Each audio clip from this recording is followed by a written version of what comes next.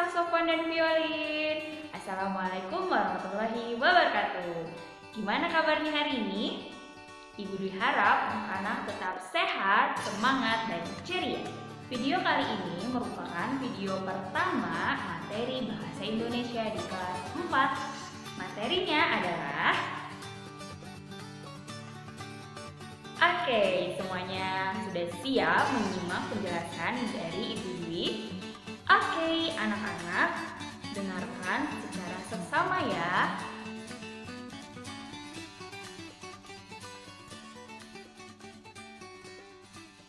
Mencermati gagasan teks tulis dan lisan serta keterhubungan antar gagasan. Sebuah teks tersusun atas beberapa paragraf. Setiap paragraf memiliki satu gagasan pokok, sementara kalimat lainnya merupakan gagasan pendukung. Gagasan pokok dan gagasan pendukung saling berkaitan. Beberapa gagasan pokok paragraf dapat dijadikan dasar untuk menemukan gagasan pokok dari suatu teks. Kali ini, kamu akan belajar cara menemukan gagasan pokok dari teks tulis dan lisan. Langkah-langkah menemukan gagasan pokok teks tulis dan teks lisan diantaranya sebagai berikut. Pertama, bacalah atau dengarkan teks dengan seksama. Kedua, temukan topik dalam teks tersebut. Topik adalah hal atau masalah yang dibicarakan. Ketiga, catatlah pokok-pokok penting dalam teks tersebut. Info. Gagasan pokok adalah ide utama yang dibahas dalam suatu bacaan, yang dapat berupa kalimat inti atau pokok paragraf. Gagasan pendukung adalah uraian atau tambahan informasi untuk gagasan pokok.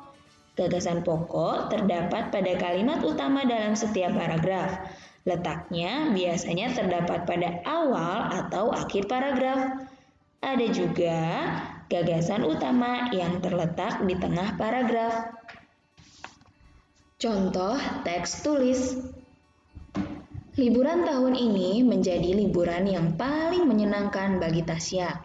Saat liburan sekolah, ayah dan ibu mengajak Tasya berlibur ke Pulau Bali. Tasya belum pernah ke Bali sebelumnya. Liburan ini merupakan pengalaman pertama Tasya berkunjung ke Bali. Gagasan pokok paragraf pada contoh teks tulis adalah liburan tahun ini menjadi liburan yang paling menyenangkan bagi Tasya. Itu adalah gagasan pokok paragrafnya ya. Hal ini diperkuat dengan adanya kalimat penjelas atau gagasan pendukung di kalimat selanjutnya, yaitu saat liburan sekolah, ayah dan ibu mengajak Tasya berlibur ke Pulau Bali. Tasya belum pernah ke Bali sebelumnya.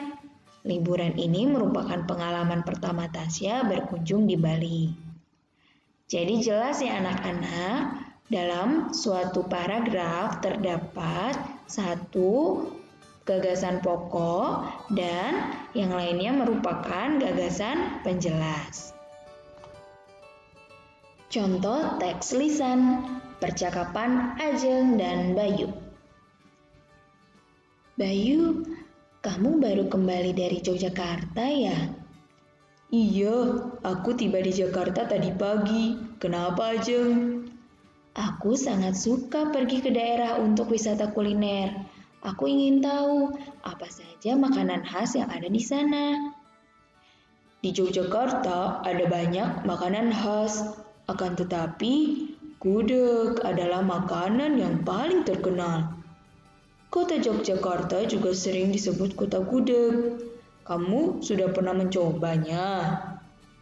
Sudah. Apalagi ya makanan khas di sana, Bayu? Aku ingin tahu. Ada lagi kue khas dari Yogyakarta, namanya bapia patok. Bapia patok? Aku belum pernah dengar. Wah, itu sudah sangat terkenal loh.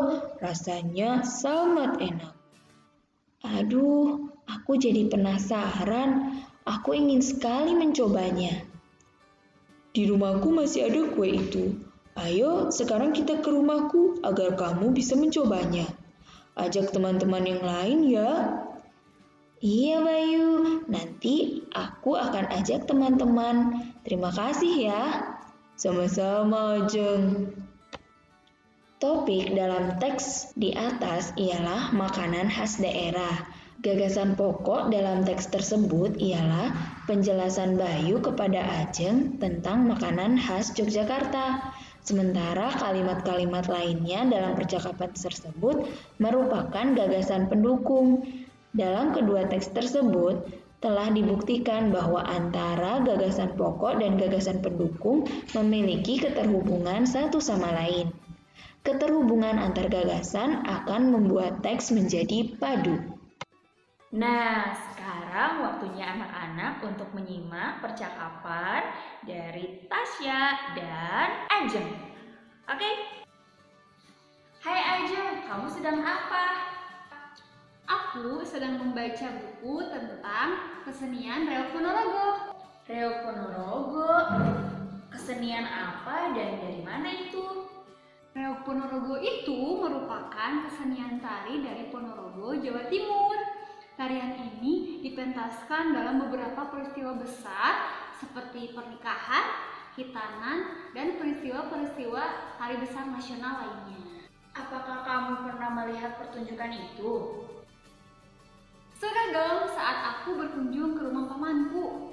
Tarian ini dipentaskan oleh 6-8 orang laki-laki dengan menggunakan pakaian serba hitam loh. Apakah kamu tahu maksud dari penari itu? Ya, penari tersebut menggambarkan sosok singa yang pemberani. Selain itu juga ada penari yang menaiki kuda lumping loh. Oh, begitu ya. Lalu ada apa lagi aja? Ada juga penari yang menggunakan topeng singa besar dan yang menggunakan mahkota terbuat dari, kalau tidak salah, bulu merak ya. Dan berat topeng ini bisa mencapai 50-60 kg loh. Topeng berat ini juga dibawa oleh penarinya dengan menggunakan gigi loh. Hebat sekali pengetahuanmu aja. Betapa kayanya ya Indonesia ini. Bahkan aku saja baru tahu tentang kesenian ini. Terima kasih ya Ajeng atas informasimu. Sama-sama Tasya, jangan lupa tetap lestarikan kebudayaan Nusantara ya. Pasti dong. Bagaimana anak-anak sudah menyimak kan percakapan dari Tasya dan Ajeng yang tadi? Oke. Nah, anak-anak, tugas pada materi ini adalah tentukan gagasan pokok dan gagasan pendukung dari teks lisan percakapan Tasya dan Ajeng. Oke, anak-anak boleh tuliskan gagasan pokok dari gagasan pendukungnya di buku tulis masing-masing ya. Sekian video kali ini, sampai ketemu di video selanjutnya.